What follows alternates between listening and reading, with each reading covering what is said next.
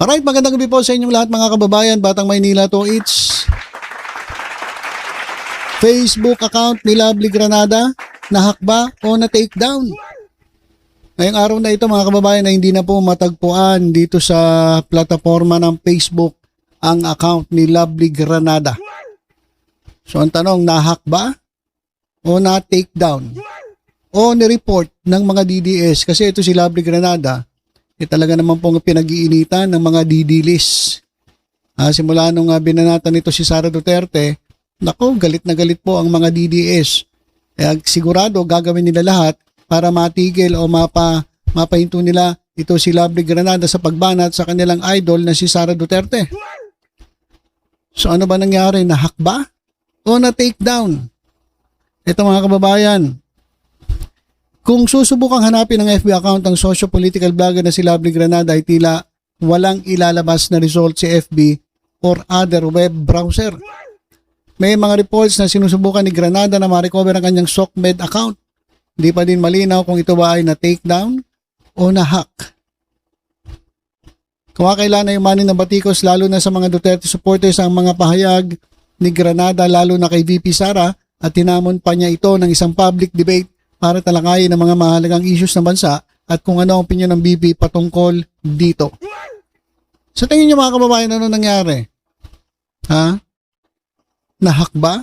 Kasi kung nahack, sa tingin ko kung nahack, magiging open pa rin to pero magkakaroon ng iba't ibang post. Usually ganun mga kababayan kapag nahack ang Facebook account, nandun pa rin. Tapos merong mga iba't ibang post na lalabas. Pinopost ng hacker. Di ba? At pwede rin namang na-take down.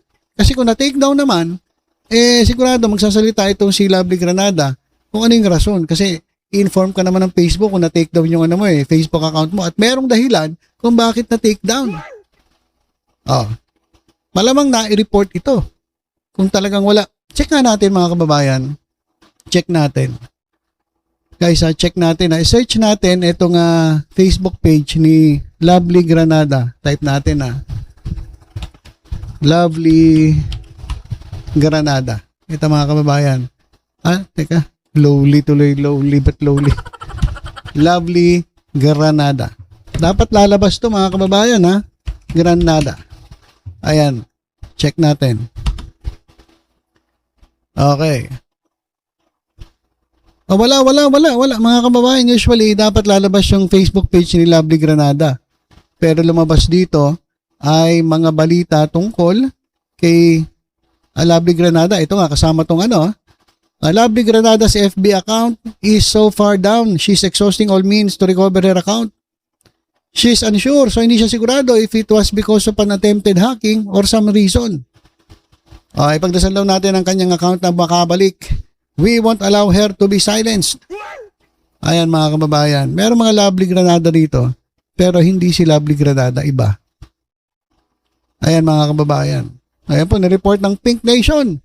Nako, nahihirapan ng ma-access ang kanyang Facebook account. Matapos ito, biglang nawala. Ayan mga kababayan. Sigurado ito ay paraan ng mga kalaban para mapatahimik ang mapatahimik si Lovely Granada.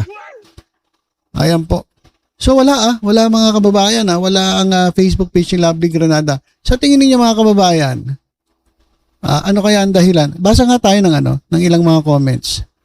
Lovely Granada, love ko ang makatotohanan mong mga pahayag. May God protect you. Protect you.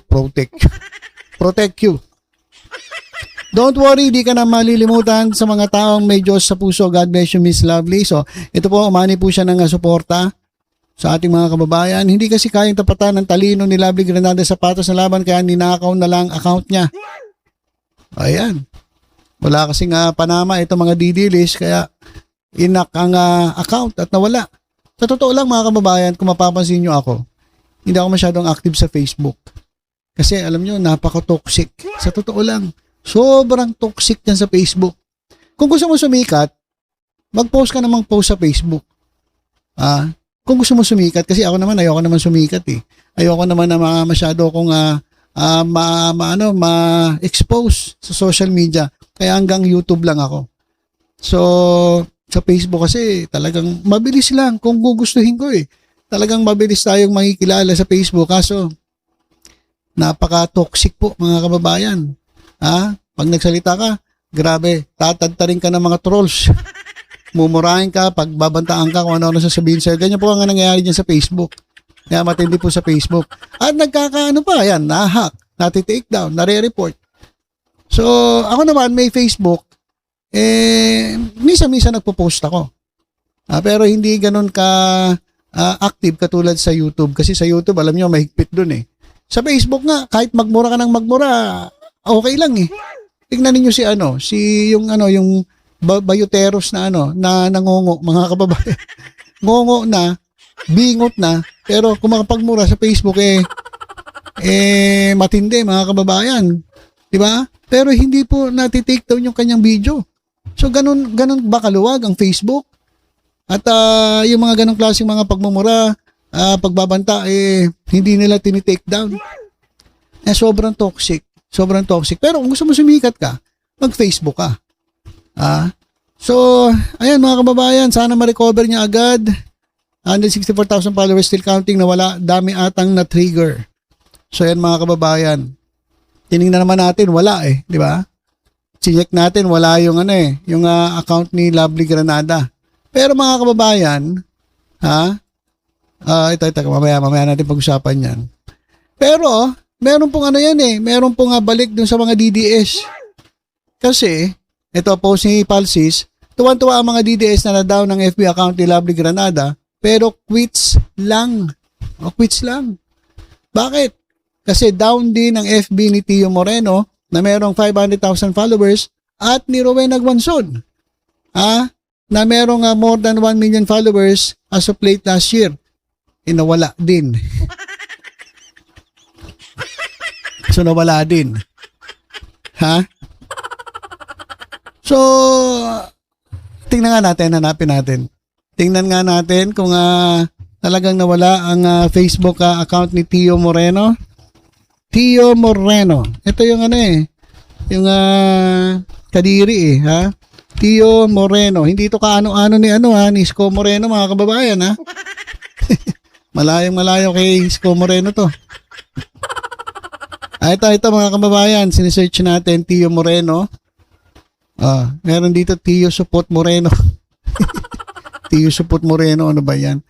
Oy, Tio Moreno, parang hindi. Kaso October 2025, so matagal na to. Sa ibang account ito. Tio Moreno, 30,000 followers. Ang followers ito, 500,000 na. So, ang dami palang account itong tulongges na to. Ayan. So, wala rin yung kay Tio Moreno. Tingnan nga natin yung kay Rowena Guanzon. Check natin yung kay Rowena Guanzon. Si Buang. Rowena Guanzon. Na-check natin Okay. Naku, nasa na yung 1 million followers ni Guanzon? Wala. Meron dito, ayan, Rowena Guanzon, Rowena Guanzon, yung mga dating mga account siguro to. At wala rin po mga kababayan. Anyari? Naku, pinag-hack na ata. Ito mga Facebook page, mga nagbabardagulan dyan sa Facebook. So wala po mga kababayan, pati kay Rowena Guanzon. Kaya ito. Patos lang, quits. Kaya pala hindi nalabas si Madam Guanzon sa FB ko. Hehehe. Sana forever nang madown FB page ng mga buwang. Gawain yata nila yung mag-mass report, advance na ang algorithm ni Meta. Tapos may AI pa. Sana ma-identify na niya lahat kung yung mga notorious DDS account sa mass reporting. She'll be back and it will hit the devs harder. It's a tie pala. Mga DDS. Ang saya naman, naguguluhan pati si Meta. Buti hindi na pagtripan nitong account mo, attorney. Buti kay attorney Palsis. Jesus Palsis, buhay pa rin ang kanyang Facebook page, Facebook account. So yun mga kababayan, ako. Kaya ako, yung masyadong matoxic kasi dyan sa Facebook. Baka pati YouTube, adamay. Ewan ko, dito sa mga to. Itong Facebook kasi ginawa ito para magkaroon ng connection sa mga magkakaibigan, para magkaroon ng connection sa mga magkakamag-anak, yung mga matagal na hindi nakikita dahil sa Facebook. Pero ngayon mga kababayan, itong Facebook ginagamit na po para sa fake news, para sa paninira. Diba? Mas marami na ata ako nakikita mga fake news kaysa sa magagandang balita sa FB. Diba? So sana umpisa na ito para tingnan ng FB, ng Facebook, yung mga fake news. Ang dami po mga fake news na pinalabas sa mga DDS. Wala pinipiling araw mga kababayan, kahit mahal na araw. Naku Diyos ko. Kahit Berde Santo. Talaga naman pong pakalat ang fake news ito mga DDS na ito. So yan mga kababayan, abangan natin ang balita rito kung ano ang mangyayari dito sa mga Facebook accounts na ito. Babalik ba o hindi na? Sana nga daw hindi na bumalik yung kay Gonzon sa akin, kay Moreno, kay Tio Moreno. O yan. Tapos ito mga kababayan bilang pagtatapos natin. Pakinggan natin itong sinabi ng ito sigurado isang DDS ito. At ito raw si BBM ay kumpirmado na meron pong stage 4 colon cancer. Pakinggan po natin. Stage 4 na yung colon cancer o si BBM. Bakit? Kung magsalita, parang alam na alam niya. Parang alam na alam niya. O, hindi natin alam kung paano niya nasisigurado yung kanyang sinasabi. Siguro may nagtanong dun sa kanyang live, tama. Tapos sinabi niya, stage 4 cancer na. Si BBM, sabi niya. Ba't hindi naman yung tinatago? Everybody knows that. Sino ba nagsabi sa inyo na secret ng kanyang Na secret ng kanyang cancer? Sa John Hopkins pumunta siya sa Amerika. Na kunyari, mag-United Nations, chororot. To sa'yo, nagpa-chemo, to sa kanyang pa-stem cell. Okay, nagpa-chemo raw at nagpa-stem cell. Ayan pero hindi natin alam kung kumpirmado yung sinasabi nito, mga kababayan. Hopkins, sabi ng mga nurses doon na Pilipina. Pero ang totoo, stage 4 na nasa, baka nga bukas makalawa, patay na yan si BBM. Kaya ang ma-president na talaga si Inday Sara. Stage 4 na nasa, bakit hindi pa kayo umaamin? Uy, Alpot, Claire Bigaon, Claire Castro, at ang lahat ng mga sa Malacanang dyan, ilabas ang totoo nga medical record ng presidente. Stage 4 na day. Ang presidente nyo si Marcos. Baka bukas nga matay siya na nasa. Or baka nga clone na lang yan namatay na sa tapos ging clone na sa mga bilat sing Iloy. Yan mga lumang tuktugin na to mga clone na yan di ba? Oo, confirm stage 4. Bakit hindi nyo to alam? Matagal na nga lumabas ang balitang to sa Makatimed. This is not a secret. Sino ba nagsabi sa inyo na secret ito? Okay, so ayan mga kababayan hindi ko alam kung sino tong babaeng ito, pero ang sigurado ako DDS to. So, ayan daw mga kababayan ng balita na ang presidente raw ay merong stage 4 colon cancer. Hindi natin alam kung totoo to o hindi. So, sigurado to. Bukas mga kababayan, hindi, sa Lunes mga kababayan, sigurado ito. Maglalabas ang pahayag ang Malacanang through Yusek Claire Castro kasi sigurado tatanungin ito ng mga reporters sa Malacanang Press Corps dyan sa Presidential Communications Office. So, abangan natin kung anong balita ito. Totoo ba to o hindi? Kasi ako hindi ako naniniwala sa mga DDS Pasensya na po kayo Hanggat meron ako nakikita nga concrete na ebidensya na magpapatuloy na totoo itong sinasabi na itong mga DDS. So, yan po muna mga kababayan ng ating update. Yung mga Facebook pages po ni Lovely Granada, Tio Moreno, Gonzon ay naglaho po, parang bula. At hindi pa alam kung ano ang dahilan ng pagkakawala dyan po sa Facebook. Dyan po sa platform ng Facebook. At ito namang isang DDS na ito, talaga naman pong hayagang sinasabi na ito nga pong ating presidente ay meron pong stage 4 colon cancer. So dapat ito ipaliwanag ng Malacanang kung totoo to o hindi. Pero sabi ko nga ako, hindi ako naniniwala dito. Kasi DDS to Alam niyo naman mga DDS, sa 10 sinabi, 15 ang fake news. Kaya abangan na lang natin, tingnan natin kung ano ang ilalabas na pahayag ng Malacanang tungkol dito. Okay, so ilan po muna mga kababayan, tutok-tutok lang po dito sa Batang Maynila to sa iba pang updates. Ingat po tayong lahat. God bless po.